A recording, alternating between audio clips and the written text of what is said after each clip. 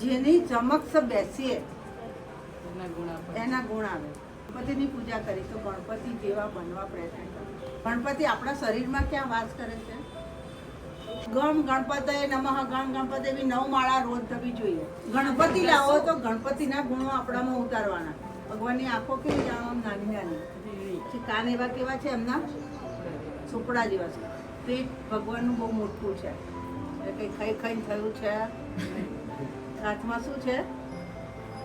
અંકુશ રાખે ભગવાન. ગણપતિને મોટા ભાગનો ગોળ ચડાવાય અને ઘઉંની ઉપર આસન આપે. બરાબર? તો ઘી ગોળ ને આટો, બીજું બધું દાટો. ગોળ ખાવાથી તમારું મૂલાધાર ચક્ર સારું બનશે. પહેલો મણકો સારો. પૂજા કોની કરી તમે? એસી ચાલુ કરીએ તો ઠંડક આવે છે, હીટર ચાલુ કરીએ તો ગરમી આવે છે. હે ને? ચૂલા આગળ બેસે તો આપણને ગરમી લાગે. જેની ચમક બેસીએ એના ગુણ આવે. બરાબર? એસી ચાલુ કરીએ અને ઠંડક ના આવે, કાં તો એસી ખરાબ હોય, કાં તો આપણી સ્વિચ ખરાબ હોય. બેમાંથી એક વસ્તુ હોય તો જ ના આવે. ગણપતિની પૂજા કરી તો ગણપતિ જેવા બનવા પ્રયત્ન કરો. પછી ગણપતિના રૂપ ઉપર નહીં જવાનું, ગુણ જોવાનું, એમના ગુણ જોવાના. ગણપતિ આપણા શરીરમાં ક્યાં વાસ કરે છે? આ બધા દેવો દેવી જેટલાની આપણે પૂજા કરીએ છીએ ને, એ બધા દેવો દેવી આપણા શરીરમાં વાસ કરે છે, જુદી જુદી જગ્યાઓ ઉપર, જુદા જુદા અંગો ઉપર. તો અત્યારે ગણપતિ ક્યાં વાસ કરે? બોલો. વિવેકના દેવી ગણપતિ છે ને આપણા મૂલાધાર ઉપર વાસ કરે. આપણા કમરનો પહેલો મણકો મૂલાધારેથી તો અથર્વ શીર્ષ બોલો છો બધા કે ખાલી ગણપતિ બાપા કરો છો? બોલો. કોઈ વાર સાંભળો નહીં. અહીંયા અથર્વ શીર્ષ રોજ કરવાનું. બધા ચોપડી લાઈન ના હોય તો મંગાવી દો ચોપડી. બધા બહેનો 4 વાગે આવો, ભગવાનની જોડે ચા કોફી નાસ્તો મૂકો અને તમે બધા અથર્વ શીર્ષનો પાસ કરો. ગમ ગણપતય નમઃ, ગમ ગણપતિ એવી 9 માળા રોજ થવી જોઈએ. આમ તો 21 માળા કહી છે. ખાલી ગણપતિની મૂર્તિ લાયા અને નાસ્તો પાણી કર્યા અને અહીંયા બધું આપણે કરીને જલસો કર્યો, એ ગણપતિ લાયા કહેવાય. બરાબર?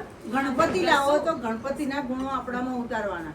ભગવાનની આંખો કેવી જાણો નાની નાની, એટલે દૂરંદેશી. આપણે કઈ દૂરનું જોવું હોય તો આપણે શું કરીએ છીએ? આંખોને દૂરંદર્શી બનવાનું. દૂરનું 10 વર્ષ પછી શું થશે, કેવી રીતે આપણે રહીશું, આપણી પાસે શું હોવું જોઈએ, એ દૂરંદેશી વાપરવાનું. એમાં આપણા પછી કાન એવા કેવા છે એમના સુપડા જેવા. સુપડાનું કામ શું છે? ખરાબ વસ્તુ. સુપડાથી ઝાટકીએ એટલે ખરાબ વસ્તુ બહાર જાય, સારા સારા દાણા સુપડાની અંદર રહે. એમ આપણા જીવનમાંથી ખરાબ દુર્ગુણો દૂર થવા જોઈએ. સુપડું તે લોકોએ જોયું જ નથી. હા, એટલે બતાવવાનું. બરાબર? અને સારા ગુણો આપણામાં ઉતારવાના પ્રયત્ન. પેટ ભગવાનનું બહુ મોટું છે, કંઈ ખાઈ ખાઈને થયું છે. બરાબર? વિશાળ પેટ વાળાનો મતલબ શું થાય છે કે દરેકના સુખ દુઃખ, કોઈ આપણને કઈ વાત કે પેટમાં ટકે જ નહીં એવું. પેલા જેમ કે પેલો તો આવું કહેતો હતો, પેલી તો આવું કહેતી હતી. અલી તને ખબર છે?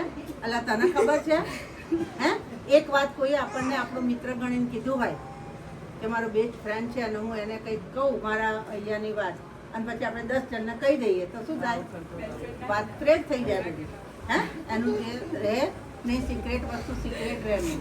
બધાના સુખ દુઃખને આપણા પેટની અંદર સમાવાના. બરાબર? પેટને જે આપણે જે પણ કંઈ ખાઈએ છીએ, શું કરીએ છીએ? બધું પેટ બધાના અંગોને વહેંચી દે છે. લોહી બનાવે, માંસ બનાવે, મજ્જા બનાવે, બધું પોતા પેટમાં જ રાખે છે. બધા અંગોને વહેંચી દે છે. આપણી પાસે કંઈ પણ વસ્તુ હોય એ બીજાને વહેંચવા પ્રયત્ન કરો. બરાબર? ચતુર્ભુજ છે ભગવાનના. બરાબર? ચાર હાથ છે. એક હાથમાં શું છે? અંકુશ રાખે ભગવાને. એમના હાથમાં અંકુશ રાખે. પેલી વસ્તુ જે છે ને એ અંકુશ છે. અંકુશ એટલે બીજાને મારવા માટે ના હોય, આપણા મનને મારવા માટેનો અંકુશ હોય. બરાબર? મન આપણી જાણતા અજાણતા ગમે તેવી બુદ્ધિ આપણામાં આવે અને ગમે તે જવાનું વિચારે. બરાબર? તો એ અંકુશ રાખવાનો આપણા મન ઉપર. વિચારવાનું આ જગ્યાએ જવાય, આ કરાય ના કરાય, આ જોવાય આ ના. એ અંકુશ એના માટે છે, બીજાને મારવા માટે છે. આપણા દુર્ગુણો ઉપર જ એનો પ્રહાર કરવાનો. બરાબર? ત્યારે જતાં સૌથી પહેલાં પૂજન થાય ગણપતિનું. એમ તમારા બધાએ સૌથી આગળ આમ કહું ને, આપણા ઘરમાં કોઈ વ્યક્તિ આવ્યા હોય ને, 50 વ્યક્તિ આવ્યા પણ એક વ્યક્તિ એવો આવે ને તો આપણે બધાના મનમાં એવું થાય કે હવે આ વ્યક્તિ આવ્યા ને મારું બધું પ્રસંગ સંભાળી જાય. થાય છે કે નહીં એવું? હવે મારે પાછું વળીને જોવાની જરૂર છે નહીં, આ વ્યક્તિ બધું સંભાળે. એવા વ્યક્તિ બનવા પ્રયત્ન કરવાનો. બધા દેવની પૂજા કરો પણ જો ગણપતિની પૂજા ના કરો તો બધી અધૂરી પૂજા, હે ને? એમ આપણે ગણપતિ જેવા એવા બનવાનું કે સૌથી પહેલું સ્થાન આપણને મળે. બરાબર છે? તો પૂજનનો મતલબ સમજવાનો. ભગવાન આપણા બિલ ગુલાલના ભૂખ્યા નથી, કૈયા લાડવાના ભૂખ્યા નથી. હમણાં બધું ચટકો આપણે કરી દઈશું, એ તો બિચારા બેસી જશે ત્યાં ત્યાં, હે ને? ગણપતિને મોટા ભાગનો ગોળ ચડાવાય અને ઘઉંની ઉપર આસન અપાય. બરાબર? તો ઘી ગોળને આટો, બીજું બધું દાટો. આપણા ઋષિ મુનિઓ જે શીરો ખાતા હતા, લાપસી ખાતા હતા, સુખડી ખાતા હતા, હે ને? બધી ગોળ વાળી વસ્તુઓ. અને આપણે અત્યારે કેક લઈ આવો, કોલ્ડ ડ્રિંક્સ પીવો, હે ને? એ બધું જે ખાઈએ છીએ ને એ બધું આપણને નુકસાન કરતા છે. બરાબર? ગોળ ખાવાથી તમારું મૂલાધાર ચક્ર સારું બનશે. પહેલો મણકો સારો હશે તો ઉપરના બીજા બધા મણકાને ટેકો મળશે. આપણા મકાનની પહેલી ઈંટ વ્યવસ્થિત મુકાઈ હોય તો બીજી ઈંટ એની ઉપર ટકે. બરાબર ને? તો મૂલાધાર સારું હોય તો ઉપરના બીજા ચક્રોના વ્યવસ્થિત રહે. બરાબર? મૂલાધારનો મંત્ર છે લમ. બરાબર છે? અને ગણપતિનો મંત્ર આવે ગમ. ગમ ગણપતયે નમઃ.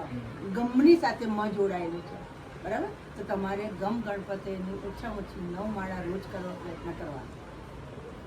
બરાબર? તો આપણું બોડી, આપણું મૂલાધાર ચક્ર બધું સારું થવા પ્રયત્ન કરે. બરાબર છે? તો આ થઈ આપણી દક્ષિણા.